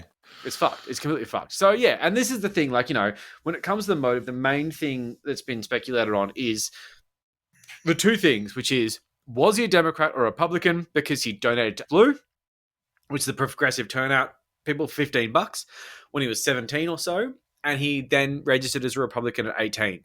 The Act Blue donation occurred after his political registration or his voter registration? No, before. Was it before? $15. And $15. So what lefties have basically done with that is they've said that the registration wasn't him. It was a 69-year-old William Crooks in PA, or that he'd lost a bet to a friend, which apparently didn't have any, so it's like, oh, ha, ha, ha, if Joe Biden gets inaugurated on the 20th, blah, blah, blah, then I'll pay $15 to this Act Blue thing. And look, let's face it, there was a lot of conspiracy theory around the idea that Donald Trump was going to take back the White House on inauguration, and it was going to be this thing where it turns out he won the election, blah, blah, blah. But the idea of saying, oh, yeah, so he paid the $15 because he had a bet with a friend that Donald Trump would come back into the White House on inauguration day, and that's why he donated. Like, any of these sort of speculative ideas are insane. They make no sense. Well, they're just stories. I mean, who's drawing conclusions about a $15 donation? Who's drawing conclusions about voter registration that occurred over 2 years ago? The bet thing is a massive narrative. The voter registration, the narrative on that is that apparently he registered as a Republican to vote against Trump in a primary to vote for Nikki Haley. And there's just no basis to that at all. But that's the way they 2022. cope with the idea that he was registered as a Republican. They say he's a massive Democrat. He paid his $15 to act blue. What he did is he registered as a Republican in order to vote strategically against Trump. And that's just a thing they made up. Just made it up. Yeah. And they love it. Voter registration occurred more than 2 years ago. But the thing that is across both sides, the most bipartisan aspect of this entire thing is that no one wants to own this guy. Yeah, oh, absolutely. No one's here. I mean, that almost goes without saying. Yeah, but like at the same time, like if we were all like, all the lefties were like, fuck yeah, shoot Trump, what a legend, had a shot, missed, still good shot. No one wants to own him. I have not seen any leftists who are like, what a fucking legend. Have a crack, man. Good stuff. Like just no one's doing that. I've heard a few quips. Oh, okay. Jokes are different to genuine admiration I and support. understand. I just haven't seen that. And that's actually kind of unexpected because when it comes down to the vitriol against Trump, which I'm definitely a part of because I think he's a fucking walking piece of shit, it stops at a certain point. Yeah, And we've it does. all sort of done that, which I kind of didn't expect to happen. But, you know, so it goes. America has this sorrowful history of political violence and assassination. Yes, they like to be very... Arguably the greatest political figure in modern history was shot in the back of the head by a lunatic. Yeah. Well, you mean Abraham Lincoln? Yeah. Yeah. And if you go through the list of assassination attempts on serving or former presidents, the list is so long. Yeah. Oh, it's insane. And they will say there's no place for political violence in America. There's blood Chapters. all over the place. Yeah. Of course, we don't want it to be. And it's sorrowful. I mean, you know, they took a crack at Reagan. I mean, you could extend that to W. W was on the hit list of Osama bin Laden. Yeah, I guess so. Yeah. All this kind of stuff. So, I mean, it's a little bit different to what was going on. I mean, they really, in a sense, haven't grown up since the days of duels. And of course, Abraham Lincoln was going to be in a duel one day, and everyone really fretted about it because everyone understood that Lincoln was due for greatness. Yeah. And when he first arrived in New York, people crowded in Town Halls to see him speak. Everyone knew he was going to be great. Like, you know, we often sort of think, oh, it's only, you know, when you look at it in history, you know, but no, everyone understood who Abraham Lincoln was, just that he was a great politician who was going to be a great servant of the nation. And of course, you know, after a bloody civil war that took the lives of hundreds and hundreds of thousands of people in the United States, just when they had reached an uneasy peace, he was shot dead. And then, of course, the Democrats, the blue team, proceeded to destroy any possible form of unity that would have arisen from the Civil War. Yeah. So that's what the assassination of Lincoln led to, that great sorrow. Yeah. McKinley assassinated 40 years later in office as Roosevelt, Teddy was his vice president, and he was off hunting because he loved to hunt. I mean, Jesus Christ, that man loved to shoot things, including people. He talked about, he wrote a story about how he the first person he shot in Cuba and as part of a US assault on Spain. And he talks about his feelings after he shot this guy in the face. Jesus. He's a real wild customer. But anyway, they've told him, they've sent out a messenger to say, you know, McKinley's been shot, but he's going to be all right. He's going to be okay. We fully expect him to recover. And like Chester Arthur, he didn't. And then they had to go and find Teddy again, make you president. And this is a familiar story for Americans. Yeah, there's tons of political violence. Anyway, look, going back to this situation here, we just discussed the fact that the FBI or whoever needs to do some kind of investigation and make it very transparent. Well, they are, yeah. What if they find a manifesto? Well, I mean, should that be public? The report, sure. The manifesto, no, but a précis of it, definitely. So you reckon there should be a bit of a... Well, we found this, if you're going to speculate, we found this, and this is how it read. You know, okay. Oh, but on the manifesto, it's just that we found something which is evidence. But not like the summary. You know, we've found it. FBI is having a look at it. That's cool. Yeah. Redact. I don't think people should have... I agree with you. But I do think that it's different in this political situation. There's a vacuum. But like I say, most of the motivation that people have, including myself, to find out more about this guy is to find out more reasons why he was a Trump supporter. More reasons why I can laugh at chuds on the internet who are valorizing Trump in his fucking Roman God moment and say, ha ha ha, this Well, is you're one of su- yours, you're- dickhead. You're assuming that that there may well be some form of evidence like a manifesto or some Well, expression. it's a possibility. Um, I'm not assuming it. I'm not Was the speculating on it. I'm just saying it's a Unabomber? possibility. Did the Unabomber create the concept of the manifesto? I don't know, but Elliot Rodger, the incel murderer, he really got into it and I think perpetuated the idea of it. But the Unabomber doing that sort of like crazy person manifesto did it for the internet. So the idea of having that at your fingertips is totally different. Now I expect a manifesto to turn up as a PDF on a fucking website. Yeah, after an event. I mean, it's one of my favourite SNL clips was during the Will Ferrell time. Was the Unabomber turning up to his high school reunion? Fucking funny, really funny. Wearing like the hoodie and shit, I'm guessing. We've That's- got that's- who's Dave yeah. Rubin? Who is this clown? I don't know. He rings a bell in some sort of right-wing fuckwit sphere thing, but you can read out his shitty tweet because this Assuming. is just, Assuming typical. it turns out to be true that this sick fuck was an Antifa member, Antifa should be labelled a terrorist organisation immediately. And that should have happened years ago, actually, says Dave Rubin, who we don't know who the fuck he is. He's just an idiot. Yeah, I'm To sure. which the much better known fuckwit Elon Musk replied, absolutely. Yeah.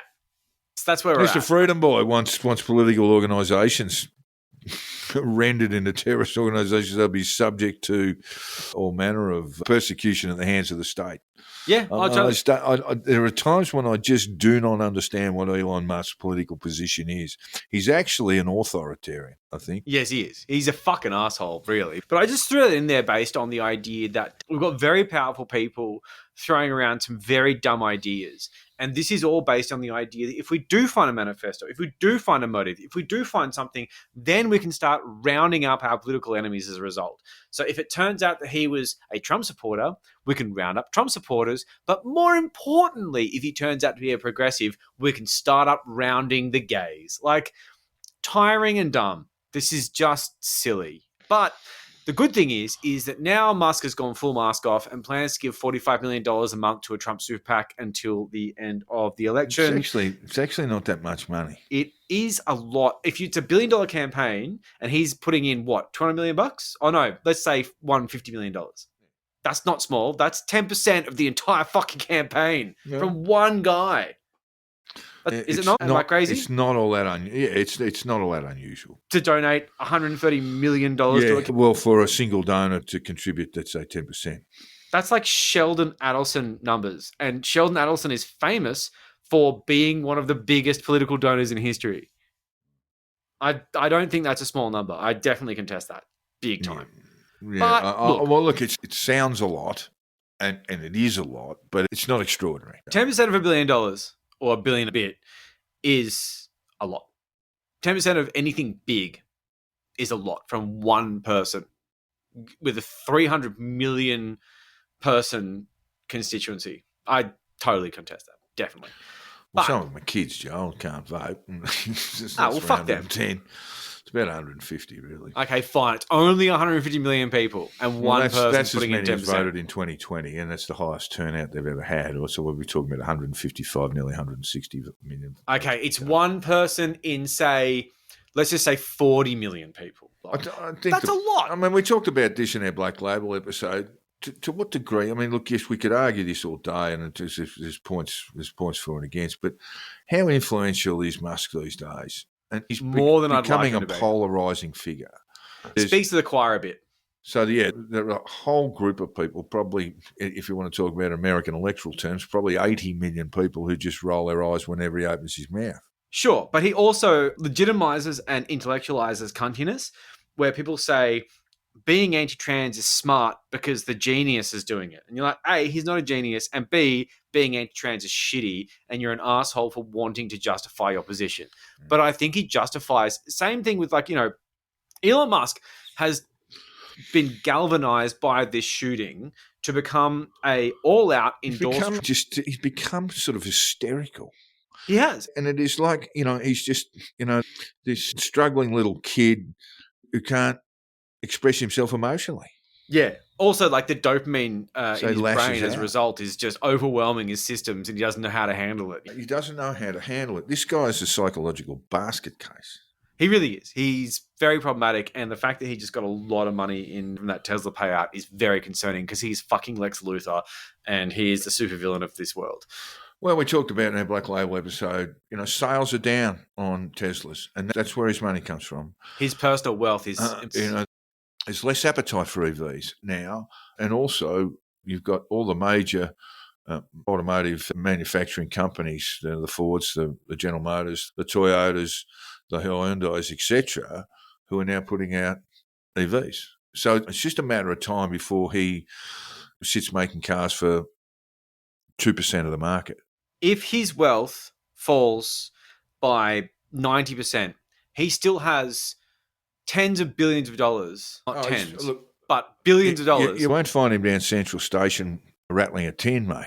But he still has the power to time soon. influence elections, and he still has the power to influence people, and he still has the power to do really evil shit because he's fucking Lex Luthor. Absolutely. But he wouldn't be the first very, very wealthy person who has sought to influence elections. We got a couple here, by the way. But look how evil they are. You've got the Coctopus with the Koch brothers. They've done evil shit. Look at Peter Thiel, another rich guy. Did you done see, evil shit. Did you see Adelson, Babbitt's done evil statement shit. today on Twitter? I mean, this is a guy who issues statement on letterheads, then photographs it, and then tweets it because no one else will have a bar of it. The fucking idiot. He is just a moron. He is an idiot. We can talk about the Tenacious D on the tail end of the episode if you want to, because I think it's very... So who's behind all the disinfo, Joe? Well, no, we're not there yet because we've still got one more kicker, which is the Alex Jones Oh, video. yes, I was getting ahead of myself. Did you see that one? Yes, I know. Alex Jones circulates videos of him speculating if they kill Trump, the retribution would be a cleansing. Ooh. Did you not see it? What is that? The video of Alex no, Alex I haven't Jones. seen the video. Alex Jones has a guest on. I can't remember the guy's name. Some fucking dickhead. And basically, they speculate in the idea that if someone tried to assassinate Donald Trump and killed him, it would be a cleansing of the deep state and game over. Alex calls it a best case scenario and then qualifies it. It's terrible, but a best case scenario. As he explained to the Donald, now listen, this involves you being murdered, by the way. You're a martyr for the cause, so don't worry about it.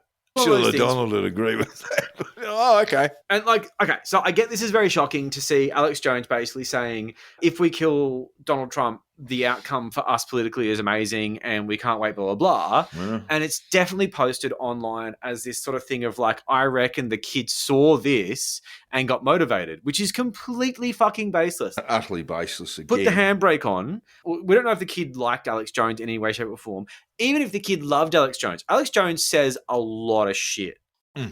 More shit through that hose of his, many people do in their entire lifetime in a day. So the idea that that kid would have seen that specific piece of information and thought, you know what, I'm going to get Trump elected by shooting him.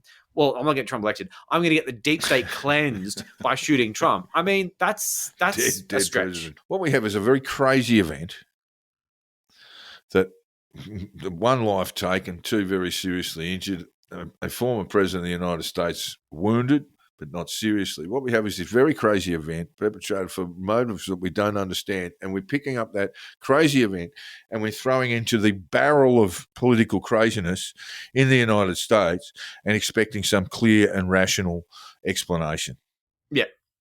Yeah, it's... Everyone wants just it to be easy. Oh, well, he was a Republican and, like you were just insinuating there with the Alex Jones. I mean, around the Alex Jones speculation.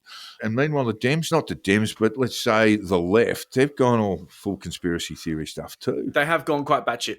Yeah. They have gone quite So who's batshit. behind it all, Joel, as I asked before? Well, I think we're sort of at ends on this because I think it's a real mix of clout chasers and powerful individuals pushing agendas. For example, and we get this later because it's in the disinformation section here, but Roger Stone speculated on someone who was arrested at a Trump rally for some violence as being the shooter. And it's that thing of just making sure that it's a BLM type Antifa member thing because that's what they want their narrative to be. But Roger Stone isn't just someone. Roger Stone is a very well-connected political operative. So it's very difficult to just say he's someone. But a lot of the stuff that I've seen, 99% of the stuff I've seen is from accounts with usually with blue checks that I don't recognize. just random dudes, citizen journalist types, who are just speculating and making shit up. We did see US intelligence agencies crack down on a raft of bots, thousands and thousands of bots set to hit X, all Russian, most with blue ticks. There's going to be a lot of that coming out in the wake of this. Get your shit together, Elon. Well, he doesn't want to get his shit together because he's on their fucking side. Their interests line up. Then, fair enough. But then you've got to say, well, mate, you're not all that interested in the truth, are you? You're just interested in turning a dollar. He's not. It's not even a dollar. It's influence. He's like the sort of like autistic Rupert Murdoch. But he's already got influence, Joel. He's already got influence by the number of satellites he's got in the sky. Yeah. I mean, presidents of the United States have to speak to him. Yeah. Senior political figures, rulers of the world, have to speak to this guy. And now he's decided instead of being the fucking space master Lex Luthor, he wants to be the J.K. Rowling anti-trans Lex Luthor. I don't think that's a noble pivot. But look, Elon, you do you fucking weirdo. Yeah. But yeah, look, he's not going to change. I would be very surprised. Or he might change and then quickly change back. I think he probably will. I think he'd probably do that to try and evade state capture somehow. But look, I think he's a fucking shit cunt. I think there's going to be both. I think there's going to be state actors involved. I think there's going to be campaigns involved. And I think there's a lot of individuals involved chasing clout and trying to establish some sort of follower count or something in this. It's the best way to see it. It's like these true crime podcasters who, when presented with a murder mystery, will try and solve it. No investigative skills, no contact with police or anything like that. But just by web trawling, they think they can solve a crime. We talked about that, the Northern Idaho college murders, Joel, which is still to go to court. We did that. We did it about 12 months ago. We did a long time ago. And all these true crime clout chasers, were pointing at the wrong people and just turning chaos. lives into nightmares and all this sort of stuff. And what's in it for those true crime people, those true crime podcasters, if we want to call them that? And clout. We fucking agree on that one. So one of the things that I will say as a bit of a side note, because I don't think we need to dwell on this too much, but I don't think this would have happened on Twitter. And taking away the blue check system is one of the many would have things been very crazy. But blue checks would have meant something. Blue checks would have had media training, general literacy, and you would have been able to look at someone with a blue check and think they may have a sense of restraint here. Some of the worst moments on Twitter occurred, I've been there since I think 11 or 12 years. Some of the worst events, when you had major events, terrorist outbreaks in Paris and in England, for example, Twitter was very useful. Basically, some of our friends in Paris were able to tell us that they were okay where they were. They were able to give us a sense of where the violence was occurring. And so Twitter became this immediate short message service, better than news, quicker than news. Quicker than news, yeah. But within about 2 hours, a terrorist shot dead and the threat subsides, it just became just a shitty tit-for-tat, ugly feud between people from the left and right.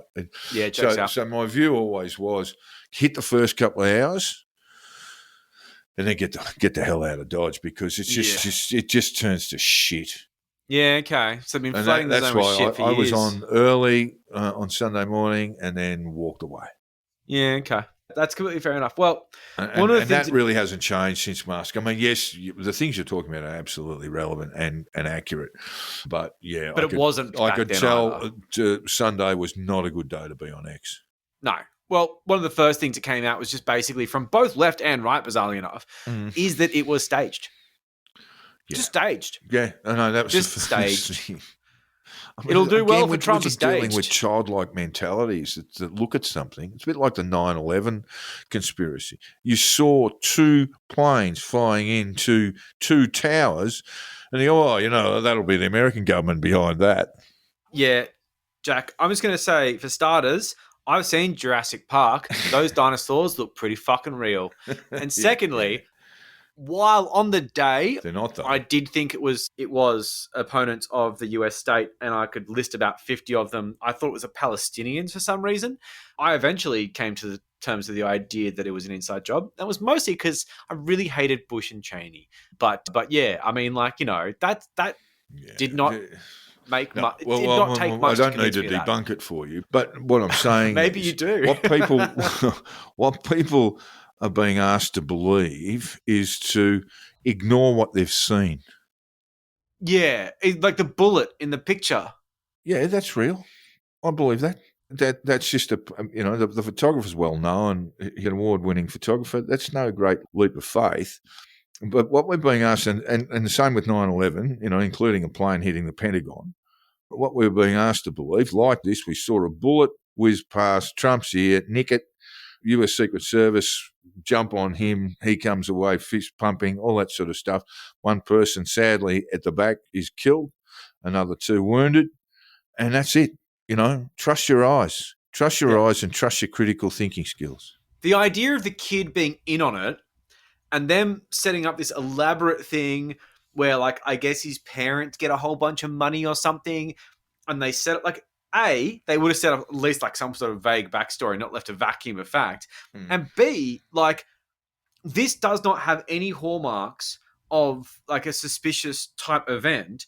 What it does have the hallmarks of is something that absolutely happened the way you think it did. And yes, incompetence did allow it to happen, but the idea that it was somehow manufactured is something to cope with the idea that we can't let these things be unfortunate acts of random insanity and violence. They need to be carefully staged by a government that we have some sort of predictability over. Yeah. And that's just sad, usual, insecure conspiracy theorist bullshit. Have you ever looked at the conspiracy theories around the assassination of RFK? Not really, no. Okay, so RFK was shot at close quarters in the head, right, by a man who was arrested at the scene. Yeah. The conspiracy theories loomed about this and still do. There was the lady in the polka dot dress who was seen in the crowd but then disappeared. So what's she doing? Probably fleeing the scene. The other conspiracy theory was that Sirhan had been subject to hypnotherapy from the CIA. The old MK Ultra? MK Ultra, yes, exactly. And to adding to that was himself saying, I can't remember a thing about that day. Ooh, Maybe maybe he was on the piss. They break into his house after he was arrested. He's still in custody. There was talk about him being paroled. And they said, he had written, Bobby, he must have been about 1 million times on his walls. And he goes, oh, yeah, well, I can see from this is all proper CIA dark ops, maybe CIA black ops, maybe the mafia. What? Yeah. Maybe Frank Sinatra wrote on his wall to stitch him up. So here was one where you actually saw, there's a very famous recording about this, Kennedy leaving media around him and leaving, I can't think of the name of the hotel, but he's going through the galley or going through the kitchen.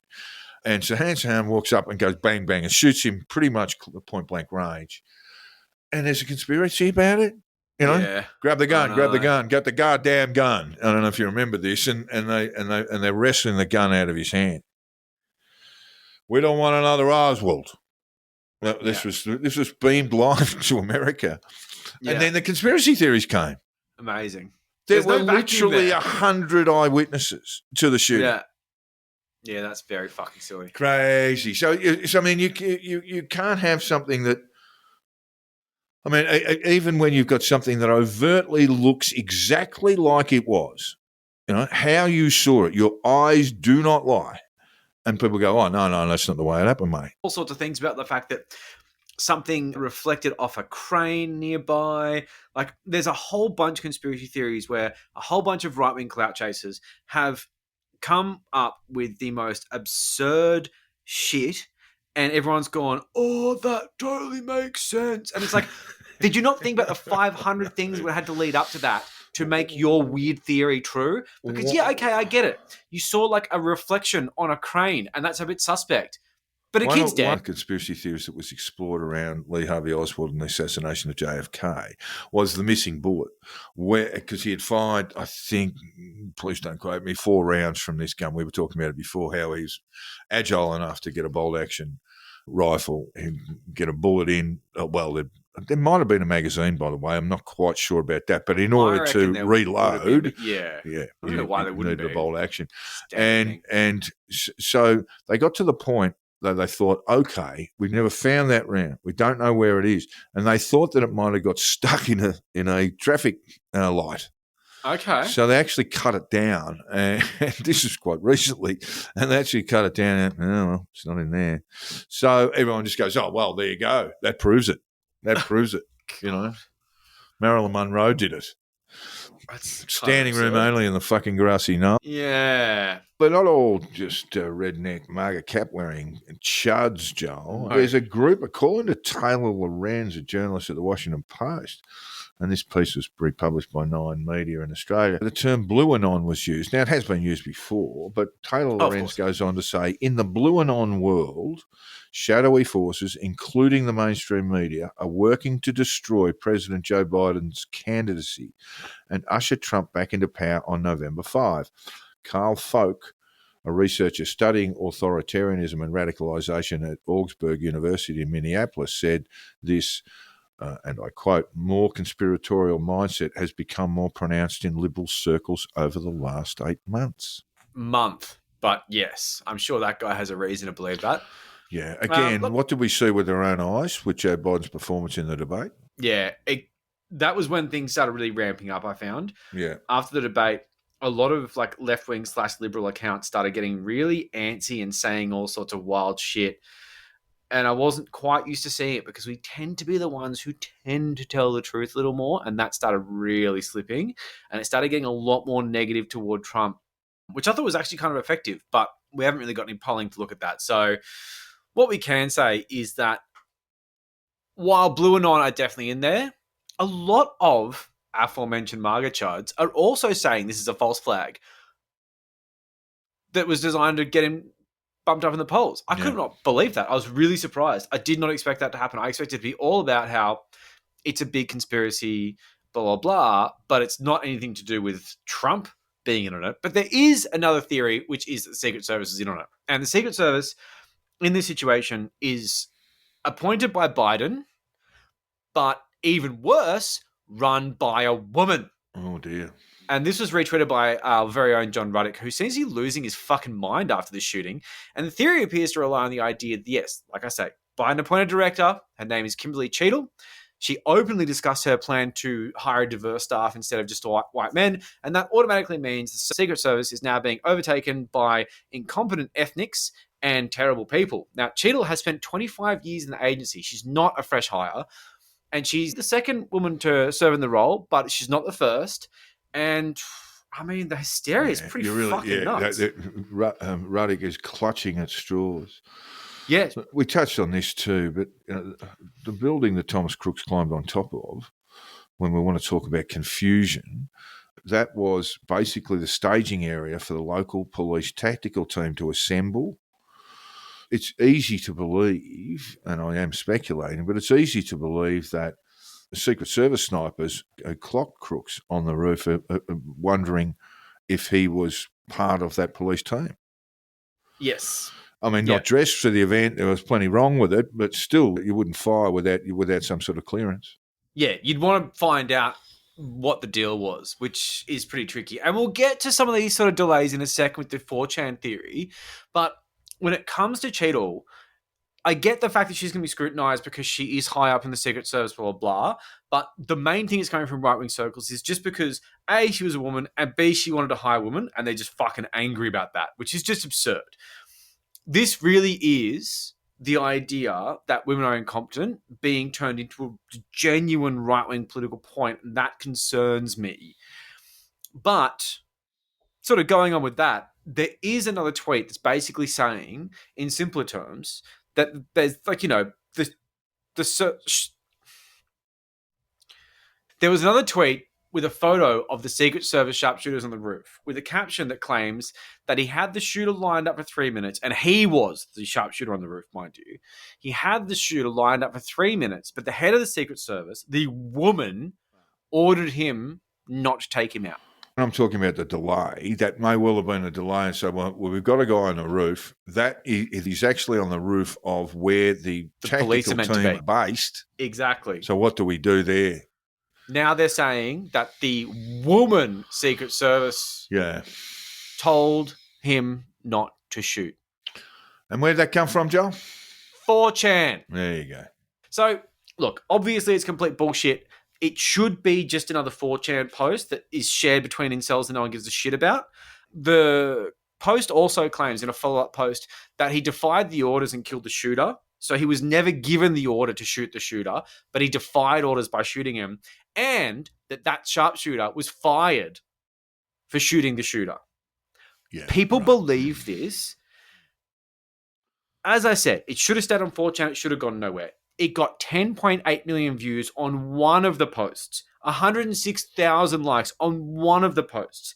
Now, this I don't think would have happened to old Twitter, but regardless, it was originally posted by a Groyper account, first found on Gab, which went nowhere. The Groyper account got a few thousand views and a few hundred likes.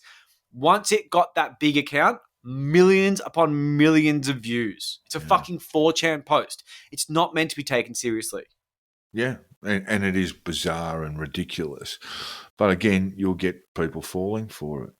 Totally. This They're all is fucking idiots. This is the disinformation age, of course. But if we go back, and I'm referring now again to the RFK assassination, it's almost like there is something instinctive in the human psyche to create elaborate conspiracies around something that is overtly straightforward. Yeah, totally agree. And it's almost like, I can't understand this the way it is, that a kid, for whatever reason, and we don't know, takes a pot shot at Donald Trump, misses, thankfully, kills another person, which is hideous and awful and tragic. But hasn't also turned the country into a civil war. But yes, it could have been much, much worse. And having seen that with our own eyes, we want to create some bigger story around it. Some reliable false narrative to give us some sort of sense of order in chaos. Very, very simple. Well, moving on to the next thing, which is basically the social media profiles that have been put up in the absence of one. They seem to always be Instagram for some reason, as if this kid was on fucking Instagram. And we had one of them which had a bio that stated, "Praise the Lord in my quest to end Epstein's evil empire, PA born and bred." And that is blue and on bullshit, because this is making out the idea that Trump was mates with Epstein, and that's why he was killing him. Which he was for a while. And, yes, but we don't know that's the reason why he fucking that Trump killed was him. on his planes, and also was... Oh, totally. So was Bill Clinton, for that matter, and all this sort of stuff. I mean, But to say that's why he killed him, that's insane. Yeah. We don't know that at all. And like lots of people are saying, and I get this as being a bit of like a tongue-in-cheek thing, but saying that the right wing are all about like, oh, we've got to kill pedophiles, and then go, oh, no, not that one. And yeah, okay, ha, I get it. But like that Instagram profile that they made was intentional disinformation to try and paint the motive of the shooter as avenging the sexual assault of young women at the hands of Trump alongside Epstein, which is baseless, completely fucking baseless. Yeah, look. It's just fucking baseless. Yeah. The other one is, of course, on the flip side, that Matthew Crooks had they, them pronouns. They're so funny. And said, life sucks, 20-year-old Call of Duty lover. And that was just to basically make it out like there was some sort of gender thing here. Oh, and stereotyping Call of Duty and gamers. Dumb. Yeah. The other one had a lot more followers. And it had 3,701 followers. And the bio said, 16001 anti-fascist at Skimlord made me do it. And this was a Groyper who apparently does this all the time. Groyper, if you don't know, is a follower of Nick Fuentes, who is a Nazi. I think they're not allowed to wank.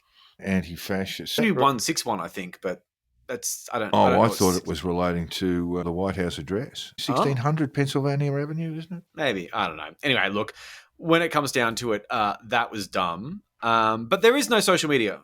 There isn't. It's still developing. Maybe they'll find one, but we just don't have one of those. So in that vacuum, we have he killed people because of Epstein. He has they, them pronouns, or just he's an anti-fascist on a Groyper account. Like, that's just dumb. We live in dumb times. This entire thing when is you put fucking it that dumb. way. And did you see the guy who claimed that he was Crooks? Yes, yeah, I saw that. See the video of that guy who just looks like Crooks? So he got it in his head that he was going to like sit in his car or whatever and say that he was Crooks. And the quote was basically, "My name is Thomas Matthew Crooks. I hate Republicans. I hate Trump. And guess what? You got the wrong guy." Oh, dear. Yeah, well, it came from an account called Foreskin with the handle @Jewgazing. So you can imagine what kind of a fucking idiot this guy is. Yeah, I hope he gets a knock on the door. More Almost than a certainly will. knock. His life has been turned upside down by the sounds of things. He made the video. Now, everyone thinks he's a massive cunt. But of course, he deleted his Twitter account due to the backlash. He said, quote, "The video was a big fucking mistake and having to lock this is getting too far." A new account started in his place after he deleted it, which is now retweeting inflammatory left-wing material, which I'm guessing is trying to pin him as Antifa because some Antifa. idiots still think that Antifa, he's the Antifa. fucking shooter. So the disinformation machine just rolls on in his absence, which is fucking embarrassing. Of course, the genius part about this is that while this was obviously not the case because the shooter was dead, Laura Loomer, the idiot, amplified this idea, which surprises nobody, but also former CNN anchor Don Lemon was fooled by it as well. Yeah, but Don's got to make a noise, otherwise people aren't listening to him. You see? No, but it's that's the fucking thing. embarrassing. You've got to, I mean, it's a little bit like Tucker Carlson with his YouTube interviews now. You know, They're so that desperate. they cannot bear the world where they are no longer influential in it. Yeah, it's so true. Just go and live somewhere on an island. You've got money. Just cool it down. It's not as if you're broke. Just don't fucking worry about it. So another completely wrong speculation on the shooter's identity came from Roger Stone and amplified by tons of conservative accounts because they like this, claiming it was Maxwell Yerrick, who is a 30-year-old man who was arrested at a Trump rally a year ago in connection with an altercation with police. Yeah. And then Stone deleted the tweet, but then posted again later claiming the deletion was an accident and that Crooks was a patsy and his theory was correct. Yeah. He's a fucking idiot. That's not quite right. I mean, look, the old Patsy concept. You know what I mean? He's dragged that straight out of the Lee Harvey Oswald conspiracy theories. Well, Roger Stone's old school, you know. He plays by the old playbook. I think right? Oswald actually used the term patsy when he was interviewed. Yeah, I'm a patsy. That's what I'm saying. Not long before he was shot. Next time I get a speeding ticket, I was a patsy. It's all a stitch up. Yeah, but who's listening to Roger Stone? Enough people are. Yeah, it's bad. And he also has a lot of influence through back channels of alternative media. That's the real problem. He gets people who do get listened to say things that he wants to be said. This was just one of those fun times where he just said it directly, and it's just one of those things, you know.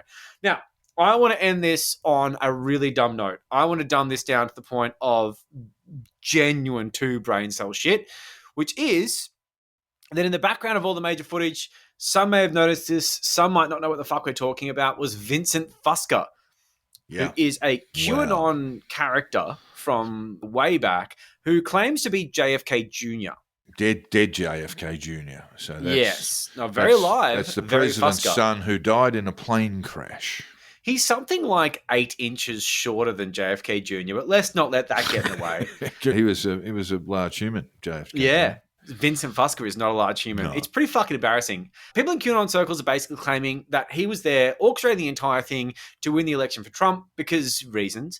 And this is one of the interesting things when you see, like, you know, it was staged. Some of them think it was staged by Vincent Fusca. Or sorry, JFK Jr. They're idiots. They claim that his sort of nonchalance on the face of danger was because he was actually in charge of the entire thing, orchestrating it. The more plausible explanation for this is that the edibles he had walking into the event were properly kicking in and he had no fucking idea what was happening. I mean, he made Biden look like the Energizer Bunny. He was just looking photo of him so stoned. A little ill at ease. There. But why would he put his hand up for doing that? I mean, I know the clout chasing and influence and all this sort of stuff, but he's going to get death threats. What, Fusca? No, the only people who believe that shit are people who love him. It's fucking absurd. I mean, like, you know, people who think, oh yeah, he's working with God to get Trump elected. These people live in an echo chamber of dumb. There's no one who's going to be like, fucking Fusca's behind this, I'm going to smack him. No, these people are fucking morons. But look, I just want to give two sides of the coin. We've got Blue Anon and we've got QAnon. Speaking of morons, Jim Stewart's in jail. Yeah, Now, just explain who Stewartson is. Most people will know, but he is a Blue Anon figure who gets very heavy into some of the theories around QAnon and the origins. And while some of these may very well be true, he does it in a very obnoxious and stupid manner where he just kind of pieces things together. So Daniel Morrison has a lot of similar ideas, but he's pieced them together through meticulous research, whereas Jim Stewartson tends to just say stuff and then get angry when someone disagrees with him. Very angry. Very unhinged individual. So, yeah, I don't think that all his theories are complete dog shit, but I think the way that he conducts himself is a really good way to be completely ignored and generally maligned. Although, as Daniel Morrison has said in the past, sometimes people who oppose some of his theories protest too much, which I think is also very interesting. Either way, this highlighted what a fuckwit he can be on this tweet. This is Jeff Stewartson in X. Yeah, something feels very weird about this whole thing. Vincent Fusca is just standing around like no big deal. Trump pops up raising his fist. I don't know, but none of this seems right. Standing room only in the grassy knoll. Thanks, Jim. And now to show that while Blue Anon is dumb, QAnon is always dumber. Liz Crokin had this to say. The man who did not duck during the Trump assassination attempt, Vincent Fusca, first popped up behind President Trump at a rally in Youngstown, Ohio on July 25, 2017. He cryptically held up photos of a white van and a pink Women for Trump sign with Ruby and Cute written on it during the rally. What's the significance of the white van? What is it? We're going down the rabbit hole now. What are they used for and who uses them? Kidnapping kids. What's the significance of Ruby? I know Jack Ruby. Ooh, yes. Because Jack Ruby is, of course, the name of the man who murdered Lee Harvey Oswald 2 days after Oswald was accused of the assassination of President John F. Kennedy. That was so dumb. It was pretty dumb. And, of course, the backstory behind Ruby is that he was an organised crime figure in the periphery of the mafia and nightclub owner, all that sort of stuff would be. And that, the theory was that they were going to kill people that he loved. But Jack Ruby didn't have any people he loved. Yeah. He loved dogs. Yeah. Well, JFK Jr.'s got a lot more to lose. He loved dogs a little bit too much, if you know what I mean. Well, that's concerning. So it is said. You have been listening to the Conditional Release program with your host, Jack the Insider and Joel Hill. If you haven't already, hit the subscribe button. And if you've enjoyed our bullshit, throw us a 5-star review on your podcast app. Jack can be found on Twitter at Jack the Insider and Joel at Crunch with a K. I guess it sucks there. We set up a Facebook page you can find really easily. Just Conditional Release program, ship hosting group. It's there. But of course, promoting a podcast is easier than done. So please share this around because we need sharing. It helps if people know about the podcast. Yes, you go. Yeah, the Patreon is up and running, and we ask listeners to consider throwing a few dollars our way. For as little as $5 a month, you have access to all sorts of bonus content. We'll do a black label next week, I suppose, and you'll feel all warm and fuzzy if you're helping us out and keeping the lights on because it does actually cost money to do this.